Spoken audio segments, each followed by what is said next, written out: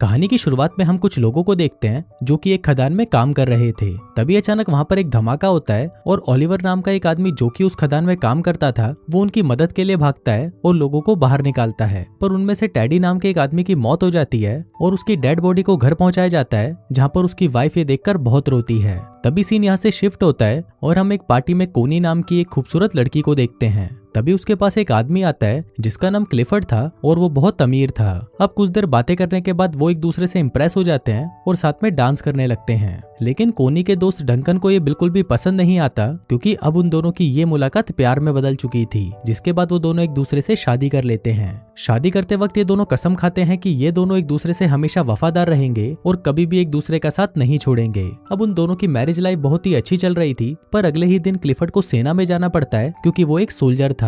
लेकिन जंग के दौरान क्लिफर्ड घायल हो जाता है और उसे वापस घर भेज दिया जाता है। हम देखते हैं कि आज क्लिफर्ड घर आ रहा था और सभी बहुत ज्यादा खुश थे और उसका वेलकम करने के लिए घर के बाहर खड़े हुए थे। क्लिफर्ड को देखकर कोनी बहुत ज्यादा खुश होती है, पर तभी हम देखते हैं कि उस जंग में घायल होने के बाद क्लिफर्ड के पेट के नीचे का हिस्सा पूरा पैरालाइज हो चुका था। अब क्लिफर्ड अपनी हालत से लाचार था और वो सबको थैंक यू बोलकर अंदर आ जाता है। वहीं कोनी क्लिफर्ड को देखकर खुश तो थी, पर वो अंदर ही अंदर बहुत ही ज्यादा दुखी थी। उनकी खुशियों से भरी जिंदगी में कभी ऐसा मोड़ भी आएगा ये उसने कभी सोचा नहीं था। इसी बात से दुखी होकर क्लिफर्ड खुद को मारने की कोशिश भी करता है, पर कोनी उसे रोक लेती है। वो उसे विश्वास दिलाती है कि वो हमेशा उसके साथ रहेगी।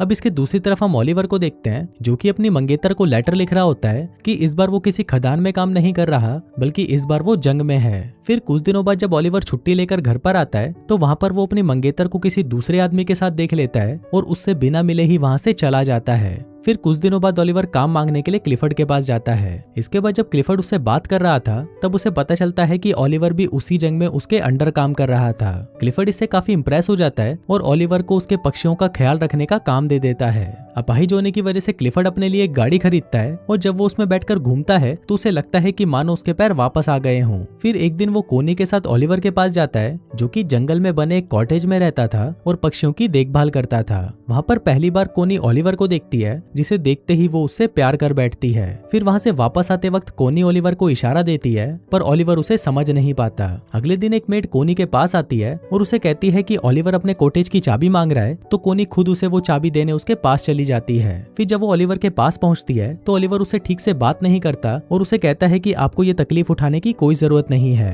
कोनी को भी ओलिवर के इस बिहेवियर पर गुस्सा आ जाता है और वो गुस्से में वहां से चली जाती है। अगले दिन ओलिवर कोनी को एक लेटर लिखता है जिसमें वो अपने बर्ताव के लिए उससे माफी मांगता है। इसके बाद कोनी फिर से उससे मिलने उसके कॉटेज में जाती है जहाँ पर ओलिवर अपनी शर्ट उतारकर काम कर रहा था। फिर जब कोनी उसके बदन को देखती है तो उसके भी तन बदन में आग लग जाती है। ये देखकर कोनी खुद को कंट्रोल नहीं कर पाती और ओलिवर के पास जाने लगती है, पर तभी ओलिवर भी उसे देख लेता है और अपनी शर्ट वापस पहन लेता है क्योंकि वो कोनी की इज्जत करता था। कोनी को ये जगह बहुत पसंद थी, इसलिए वो ओलिवर को कहती है कि मैं हर रोज यहाँ पर पेंटिंग करने आऊंगी। पर ओलिवर उसे कहता है कि मैं ये जगह आपके लिए साफ कर दूंगा और मैं किसी दूसरी जगह चला जाऊंगा। कोनी उसे कहती है कि तुम्हें कहीं भी जाने की जरूरत नहीं है और तुम मुझसे इतना भाग क्यों रहे हो। यहाँ पर कोनी ओलिवर से गुस्सा हो जाती है और वहाँ से जाने लगती है। लेकिन तभी वहाँ पर बारिश आ जाती है, इसलिए वो ओलिवर के साथ उसके कॉटेज में चली जाती है जहाँ पर वो दोनों आग जलाकर खुद को गर्म करने लगते हैं। पर तभी ओलिवर वहां से उठ जाता है क्योंकि वो कोनी के इरादे समझ रहा था। कोनी उससे पूछती है कि तुम मुझसे दूर क्यों भाग रहे हो,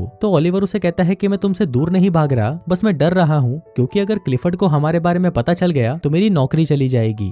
अब ओलिवर ने कोनी को इग्नोर कर दिया था, इसलिए वो वहां से उठकर घर चली जाती है। फिर एक दिन कोनी क्लिफर्ड से कहती है कि मुझे बहुत ही अफसोस है कि हमारा कोई बच्चा नहीं है। इस पर क्लिफर्ड उसे कहता है कि मैं तो बहुत कोशिश कर रहा हूँ और अपने शरीर को ठीक करने के लिए वो उसके ऊपर करंट के झटके देता है। क्लिफर्ड दर्द से बहुत चिल्ला रहा था और फिर जब आखिरी में कोनी से उसका दर्द देखा नहीं जाता तो वो क्लिफर्ड को रोक देती है। अब क्लिफर्ड इस काम में नाकाम रहता है, इसलिए वो रोने लगता है। अब इसके अगले दिन कोनी जंगल में जाती है, पर तभी उसे ओलिवर के काम करने की आवाज सुनाई देती है तो वो तुरंत उसके पास चली जाती है। जहाँ पहुंचकर वो छोटे चूजों को देखती है और उन्हें देखकर रोने लगती है। उन बच्चों को देखकर उसे अपने बच्चों की याद आती है जो कि शायद वो कभी पैदा नहीं कर पाएगी।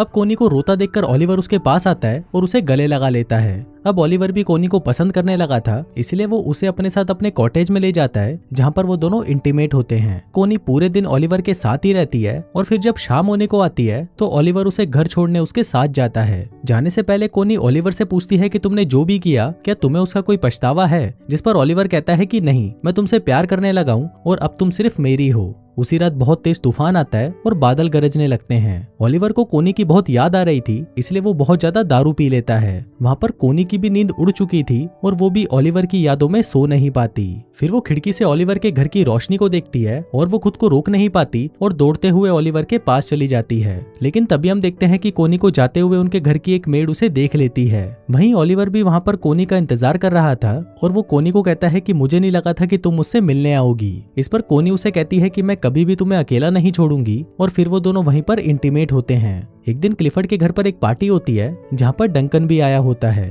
फिर क्लिफर्ड देखता है कि कोनी और डंकन साथ में डांस कर रहे हैं और उसे ये देखकर बिल्कुल भी अच्छा नहीं लगता।